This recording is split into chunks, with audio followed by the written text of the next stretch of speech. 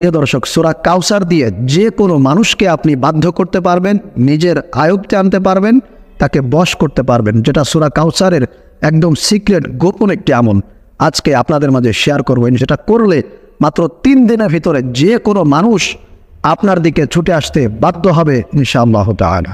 আমলটি করার সময় ওযু করে পাক পবিত্র হয়ে একটা রুমের ভিতরে বসবেন। বসার পরে প্রথমে সূরা ফাতিহা 3 বার পড়ে নিজের শরীরে ফু দিয়ে নিজের শরীরটা বন্ধ করে ফেলবেন। তারপরে ডান হাতের বৃদ্ধাঙ্গুলি দিয়ে কনিষ্ঠাঙ্গুলের প্রথম গিরায় এরকম চাপ দিয়ে ধরবেন।